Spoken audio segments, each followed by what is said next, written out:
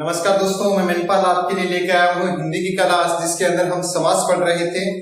यानी कई दिनों से जो हमारा टॉपिक है वो समास का चल रहा था, और इस समास के टॉपिक के अंदर हमारा चल रहा था तत्पुरुष समास।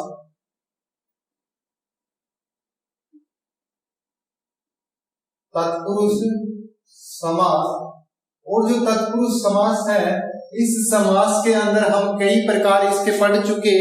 जो नेक्स्ट हमारा आता है वो आता है अपादान तत्पुरुष समास। कौन सा आता है दोस्तों? अपादान तत्पुरुष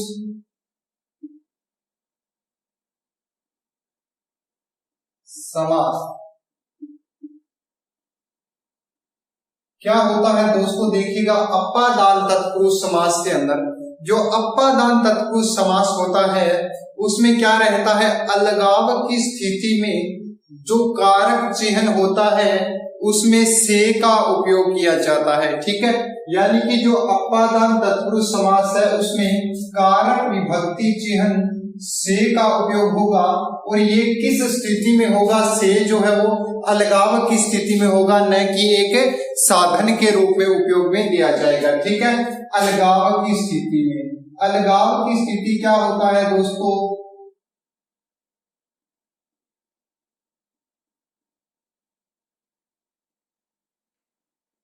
अलगाव की स्थिति ये होती है दोस्तों, समझिएगा, कि कोई चीज एक चीज से अलग हो रही है, वहां पे दो अलग अलग चीजें हो जाती है, वहां पर अलगाव की स्थिति रहती है। यानी कि कोई चीज पृथक हो रही है, एक चीज से दूसरी चीज पृथक हो रही है। ठीक है, तो वो क्या रहती है? अलगाव की स्थिति रहती है। ठीक है, हम देखते हैं इसके एग्जाम्पल, यानी कि अपादान तत्पुरुष समास अलगाव की स्थिति में किस प्रकार से उपयोग में आता है कारक विभक्ति चिन्ह से, वो देखते हैं हम उदाहरण के द्वारा। चलिए देखते हैं क्या होता है इसका उदाहरण। सबसे पहला उदाहरण हम लेते हैं रोग मुक्त। दोस्तों, रोग मुक्त जो हमने उदाहरण लिया है, क्या वास्तव में इसमें अलगाव की स्थिति है? देखते हैं, इसको समझते हैं, हमें पता लगेगा कि अलगाव की स्थिति जो है किस प्रकार से है। देखिएगा, रोग से मुक्त। ठीक है, यानी कि कोई व्यक्ति था, वो बीमार था, वो रोगी था। ठीक है, और अब क्या हो गया, उसका इलाज हो गया और वो रोग से मुक्त हो गया। ठीक है, तो जो रोग था उससे वो पृथक हो जाता है, वह व्यक्ति अलग हो जाता है। ठीक है, तो यहाँ पर से जो है वो किसके रूप में आया है? अलगाव की स्थिति में आया है, पृथकता की स्थिति में आया है। और जब पृथकता की स्थिति में से कारक विभक्ति चिन्ह का उपयोग लग करके समास आता है, तो वहां पे कौन सा रहता है दोस्तों? अपादान तत्पुरुष समास रहता है। ठीक है, इसी प्रकार से देखिएगा, एक और एग्जाम्पल करते हैं जिसके माध्यम से समझते हैं हम इसको। तो अगला हमारा एग्जाम्पल क्या रहेगा दोस्तों? सेवा निवृत्त। सेवा निवृत्त से क्या तात्पर्य है दोस्तों? कोई व्यक्ति होता है, वो सेवा में होता है, जैसे कोई राजकीय सेवा में है, और आज वो वहां से मुक्त हो गया, निवृत्त हो गया सेवा से, तो उसको क्या कहेंगे दोस्तों? देखिए, उसका जो समास का विग्रह करने पर क्या आएगा? इसका सेवा से निवृत्त। यहां पर भी क्या हो रहा है दोस्तों? अलगाव की स्थिति है, यहां पर भी अलग हो रहा है। ठीक है, इसी प्रकार से एक और एग्जाम्पल ले रहे हैं हम। चलिए देखते हैं नया एग्जाम्पल क्या होता है, उसके बाद आगे बढ़ेंगे। एक और एग्जाम्पल कर रहे हैं इसका। तो दोस्तों, नया एग्जाम्पल इसका एक और क्या है? जाति विमुख। हमने क्या लिया? जाति विमुख। दोस्तों, जाति विमुख का क्या अर्थ होता है? जो जाति होती है, जो उसका वर्ग होता है, उसमें विमुख हो जाना, दूसरी ओर मुंह कर लेना, यानी उससे अलग हो जाना। ठीक है, तो यहां पर भी इसका क्या होगा? जाति से विमुख। ठीक है, तो यहां पर भी दोस्तों क्या रहेगा? जो ये से है, ये अलगाव की स्थिति में आ रहा है, और जहां पर अलगाव की स्थिति में से आता है, कारक विभक्ति चिन्ह का उपयोग होता है, वहां पर कौन सा रहता है? अपादान तत्पुरुष समास रहता है। ठीक है, तो ये था हमारा अपादान तत्पुरुष समास। चलिए बढ़ते हैं। इसके बाद अगला समास देखते हैं कौन सा होता है। चलिए मैं इसको इरेज कर रहा हूं।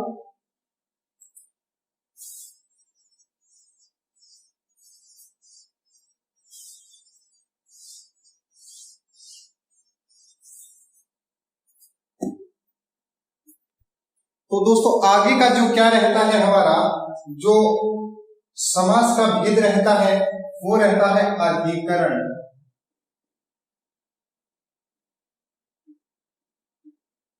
अधिकरण तत्पुरुष समास। देखिए दोस्तों, अधिकरण तत्पुरुष समास में क्या होता है कि यहां पर जो कारक विभक्ति चिन्ह लगाया जाता है वो आता है में या पर। कौन सा आता है दोस्तों? में या पर। ठीक है, विभक्ति चिन्ह क्या आएगा, या तो में आएगा या आएगा पर। ठीक है, और किस प्रकार से उपयोग में आता है देखिएगा। इसमें एग्जांपल ले रहे हैं हम, उदाहरण के द्वारा इसको समझते हैं। तो क्या आएगा उदाहरण? सबसे पहला उदाहरण ले रहे हैं वनवास। वनवास दोस्तों, उसमें हमने लिया था जो पहले वो था वन में वास। ठीक है, इसके अंदर क्या लिया था हमने, पहले ले चुके, ये एग्जाम्पल कर चुके हम कल। इसको आपको समझाया था कि जो अधिकरण तत्पुरुष समास होता है वो किस प्रकार से होता है, उसमें हमने ये लिखा वनवास। तो एक बार फिर इसी से समझ रहे हैं अपन। क्या होगा वनवास का? क्या होगा? वन में वास। ठीक है, और वास को दोस्तों निवास भी कहते हैं। ठीक है, वन के अंदर निवास हो या वास हो एक ही बात है। ठीक है, तो यहाँ पर जो में आ रहा है ये किसका विभक्ति चिन्ह आ रहा है दोस्तों? अधिकरण कारक का आ रहा है। ठीक है, और जहां पर अधिकरण कारक का आता है वहां पर क्या रहता है? अधिकरण तत्पुरुष समास रहता है। ठीक है, इसी प्रकार से दूसरा एग्जाम्पल देखिएगा इसका। तो दूसरा एग्जाम्पल क्या होता है इसका देखिएगा। मान लो हमारे सामने आता है साधना लील। दोस्तों क्या लिखा हुआ है? साधना लील। ठीक है, तो इसका हम क्या बनाएंगे, किस प्रकार से बनाते हैं देखते हैं। तो साधना लील का क्या आएगा दोस्तों? साधना में लील। क्या होगा? साधना में लील तन्मय। ठीक है, ठीक है, तो दोस्तों क्या होगा यहाँ पर? साधना में लील, और जो में आया है वह कौन सा है? अधिकरण कारक का है, इसलिए क्या रहेगा? अधिकरण तत्पुरुष समास रहेगा। दोस्तों एक बार फिर से समझ लीजिएगा, अधिकरण तत्पुरुष समास जो रहता है उसमें क्या होता है? में या पर विभक्ति चिन्ह का उपयोग किया जाता है। और में या विभक्ति चिन्ह का उपयोग किस प्रकार से किया जाता है दोस्तों? वनवास आया, वनवास का क्या बनाएंगे हम? वन में वास। ठीक है, तो यहाँ पर में जो आता है ये क्या रहता है? अधिकरण कारक का विभक्ति चिन्ह रहता है, इसलिए ये क्या बनाया हमने? वन में वास। तो वनवास जो है क्या रहा? अधिकरण तत्पुरुष समास रहा। इसी प्रकार साधना लीन, साधना लीन का हम क्या बना रहे हैं? साधना में लीन। ठीक है, तो ये भी क्या रहेगा? में जो है ये अधिकरण का है, इसलिए क्या बनाएंगे? अधिकरण तत्पुरुष समास। ठीक है, तो ये हमारे जो तत्पुरुष समास है ये पूर्ण हुआ। इसके बाद बढ़ते हैं आगे, एक और नया समास कर रहे हैं। कौन सा भेद होता है आगे देखते हैं।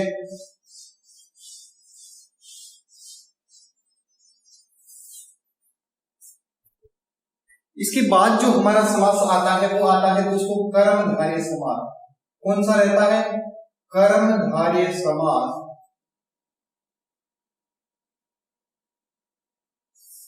समझते हैं क्या होता है कर्मधारय समास। कर्मधारय समास में क्या होता है? सबसे पहला तो अर्थ की दृष्टि से दूसरा पद प्रधान होता है। ठीक है, एक चीज हमने ध्यान रखना है, अर्थ की दृष्टि से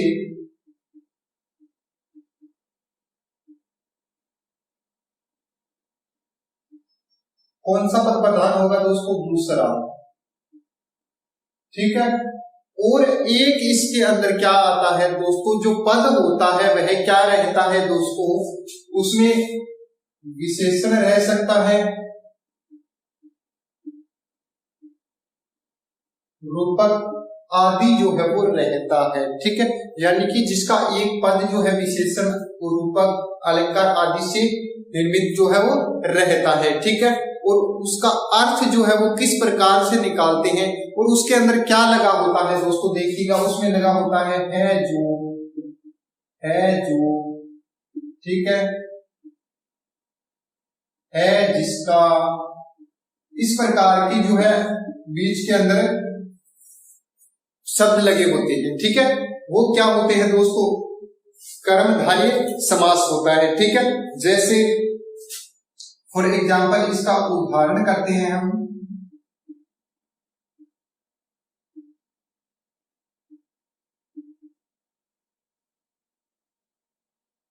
अल्पावधि, ठीक है। इसको किस प्रकार से समझेंगे, अल्पावधि क्या होता है दोस्तों, जब शब्दों का खंडन करके हम करेंगे या इसका समास विग्रह जब करते हैं हम, तो उससे अच्छे से समझ में आएगा हमें, ठीक है। तो चलिए करते हैं इसका विग्रह। अल्प, अल्प का मतलब कम या छोटी, अल्प है जिसकी अवधि, और अवधि क्या होता है दोस्तों, समय को कहते हैं, ठीक है। अल्प का मतलब छोटी, यानी छोटा सा समय जिसका होता है वह क्या कहलाता है, अल्पावधि कहलाता है, ठीक है। तो इसमें क्या लगा है जिसकी, और हमने क्या कहा था, है जिसकी, है जिसका, है जो, ऐसा कुछ लगा हुआ होता है, वहां पे कौन सा रहता है दोस्तों, कर्मधारय समास रहता है, ठीक है। इसी प्रकार से और एग्जाम्पल इसका कर रहे हैं, मंदबुद्धि, मंद बुद्धि, ठीक है। इस प्रकार के एग्जाम्पल भी इसमें आता है। अब दोस्तों इसमें क्या होता है, देखिएगा क्या होता है इसका, मैं बता देता हूं आपको अभी। मंद है जो बुद्धि, मंद है जो बुद्धि, ठीक है। तो इसमें देखिए दोस्तों, इसमें है जिसकी इस प्रकार का आ गया, और है जो, इसमें क्या लगा हुआ है जो, तो है और जो कहां पर लगा हुआ है, यहां पर लगा हुआ है, ठीक है। तो ये दोनों के दोनों एग्जाम्पल जो है कर्मधारय समास के हैं। चलिए देखते हैं कुछ एग्जाम्पल इसको और करते हैं, उसके बाद में इसको हल करते हैं। देखिएगा क्या होता है नेक्स्ट, हतप्रभ, हतप्रभ का क्या बनाएंगे दोस्तों, हत से बनाएंगे हाथ, ठीक है। हाँ वे हैं जिसके प्रभा, ठीक है। देखिए दोस्तों, प्रभा या प्रभ क्या होता है दोस्तों, इसको चमक कहते हैं, ठीक है। और हत भी लिख सकते हैं या यहाँ पे हस्त भी लिख सकते हैं, ठीक है। और इसका मतलब हाथ रहता है, ठीक है दोस्तों। तो हाथ में है जिसकी प्रभा या चमक, ठीक है, तो वो क्या होता है, हस्त प्रभ रहता है, ठीक है। तो ये भी इसके अंदर आता है।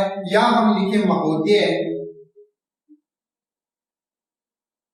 महोदय, तो वो किस में आएगा, महान है, महान है जो उदय, ठीक है। महान है जो उदय, वो क्या रहता है, महोदय रहता है, ठीक है। तो ये क्या था, हमारा कर्मधारय समास था, ठीक है। तो इस प्रकार के एग्जाम्पल इसके अंदर आता है। और मैं लास्ट में आपको कुछ एग्जाम्पल और भी देने वाला हूं जो कर्मधारय समास के रहेंगे और मोस्ट इंपोर्टेंट जो एग्जाम्पल रहेंगे। मैं आपको एक दिन लास्ट में क्या करूंगा, आपके कुछ आपके लिए ऑप्शनल टाइप क्वेश्चन दूंगा, ठीक है। उसमें से आपको चूज करने हैं कौन कौन से किसके अंतर्गत आएंगे, ठीक है। एक बार आप इसको समझ लीजिएगा। और कर्मधारय समास जो होता है उसमें क्या रहता है, अर्थ की दृष्टि से इसका जो दूसरा पद है वो प्रधान रहेगा, दूसरा पद प्रधान, ठीक है। तो आप बता सकते हो, आपसे पूछ सकता है अर्थ की दृष्टि से दूसरा प्रधान पद प्रधान किसका रहता है, कर्मधारय समास का रहता है। एक पद इसका विशेषण रूपक अलंकार आदि रहता है। इसके अलावा है जो, है जिसका, इस प्रकार के शब्द जो है बीच के अंदर लगे होते हैं, ठीक है। और इसके बाद उसका हमने उदाहरण किया, अल्पावधि, जैसे अल्प है अवधि जिसकी, ठीक है। या मंद बुद्धि, मंद है जो बुद्धि, मंद है जिसकी बुद्धि नहीं देंगे दोस्तों, मंद है जो बुद्धि, मंद बुद्धि से क्या लेंगे, मंद है जो बुद्धि, इस प्रकार से करना है। मंद है जिसकी बुद्धि, इस प्रकार से हमने नहीं करना है, ठीक है। इसके बाद हत प्रभ, हाथ में है जिसके प्रभा या चमक, ठीक है, तो ये रहता है। इसके बाद महोदय, महोदय में क्या रहता है, महान है जिसका उदय, या महान है जो उदय। ठीक है, तो ये था हमारा कर्मधारय समास। चलिए बढ़ते हैं आगे, इसको मैं इरेज कर रहा हूं। आगे कौन सा आता है?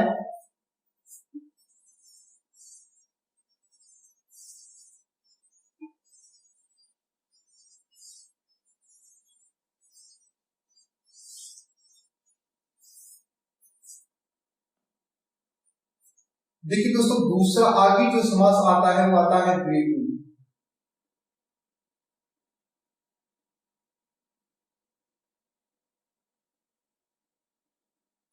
द्विगु समास। ठीक है, द्विगु समास में क्या होता है दोस्तों? सबसे पहला तो पॉइंट रहता है इसका कि अर्थ की दृष्टि से, अर्थ की दृष्टि से दूसरा पद प्रधान रहेगा इसका। दोस्तों दूसरा पद प्रधान रहेगा, और एक इसमें दूसरी शर्त क्या आती है? इसका पहला पद संख्यावाची रहेगा, संख्यावाची रहता है। ठीक है, यानी कि इसका पहला जो पद है वो संख्यावाची रहता है। ठीक है, और क्या होता है? इसके समूह, यानी इसमें क्या होता है? समूह का बोध करवाता है। दोस्तों किसका बोध करवाएगा? समूह का बोध करवाएगा। ठीक है, यानी ग्रुप को दर्शाएगा ये। ठीक है, चलिए देखते हैं किस प्रकार से दर्शाता है। तो सबसे पहला एग्जाम्पल आता है द्विगु। ये लिख लेते हैं अपन, द्विगु। इसका अर्थ क्या होता है दोस्तों? द्विगु का अर्थ जब हम करेंगे ना, तो एक इसके अंदर संख्या आएगी। ठीक है, और वो क्या होगी? द्वि का मतलब दो गायों का समूह। ठीक है दोस्तों, तो ये रहेगा, यहाँ पे समूह को दर्शा रहा है। पहला पद जो है वो संख्यावाची है, और अर्थ की दृष्टि से प्रधान कौन सा है? दूसरा पद है, दूसरा यानी गाय, दूसरा है द्विगु। यहाँ पे अर्थ की दृष्टि से प्रधान जो शब्द है वो कौन सा है? दूसरा पद इसका प्रधान है। ठीक है, इसी प्रकार द्विवेदी। ठीक है, तो इसमें क्या रहता है? दो वेदों का ज्ञाता। ठीक है, इसको किस प्रकार से लिखेंगे? उसको इस प्रकार से लिखा जाता है, दो वेदों के समूह को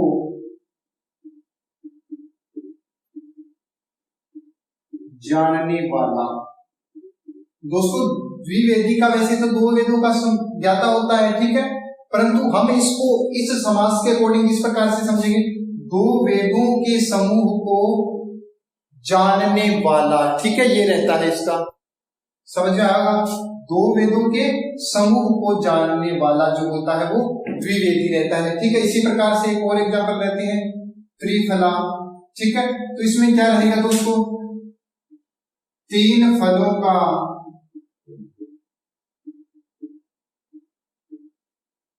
समाहार। ठीक है, इसमें क्या रहता है दोस्तों? तीन फलों का समाहार रहता है। तीन फलों का समाहार जो होता है वो त्रिफला होता है। ठीक है, एक हल होता है, एक आंवला होता है, ऐसा कुछ करके तीन फल उसके अंदर मिलाए जाते हैं, और एक जो चूर्ण टाइप से वो तैयार किया जाता है वो त्रिफला होता है। ठीक है, तो ये था द्विगु समास। ठीक है, द्विगु समास को हमने पढ़ा। क्या होता है द्विगु समास में? देखिए, अर्थ की दृष्टि से दूसरा पद प्रधान है, पहला पद संख्यावाची है, प्रत्येक में पहला पद क्या है? संख्यावाची। यहाँ पे दो है, तीन है। ठीक है, तो इस प्रकार से संख्यावाची रहता है। अब यहाँ पे क्या है? समूह का बोध करवाता है। एक इसमें क्या होता है? समूह का बोध जो है वो करवाता है। ठीक है, चलिए एक आध एग्जाम्पल और कर लेते हैं इसका। तो एक और एग्जाम्पल कैसे करेंगे? तिराहा। हमारे सामने क्या है? तिराहा। तो इसका क्या बनाएंगे दोस्तों? तीन राहों का समूह। ठीक है, यदि चौराहा आए तो क्या देंगे? चार राहों का समूह। ठीक है, वो क्या होता है? चौराहा होता है। ठीक है, चतुष्कोण आ जाए, चतुर्कोण आ जाए या षटकोण आ जाए, इस प्रकार से जो है वो इसी के अंतर्गत आएंगे। यानी पहला पद जहां पर संख्यावाची दिखे या अर्थ की दृष्टि से दूसरा पद प्रधान तो इसके अंदर रहता है, और इसके अलावा समूह का बोध जहां पर करवाता है वहां पर क्या होता है, द्विगु समास होता है। ये हमारे सामने इसके उदाहरण भरे पड़े हैं, आप इसका स्क्रीनशॉट लेना चाहो तो ले लो, उसके बाद में इसको इरेज कर रहा हूं। और आपसे रिक्वेस्ट रहेगी हमारे वीडियो को लाइक कीजिएगा और चैनल को सब्सक्राइब जरूर कीजिएगा, ठीक है। मिलते हैं जल्द ही एक और नई क्लास के साथ, आगे का समास का टॉपिक जो है पूरा करेंगे। तब तक के लिए धन्यवाद।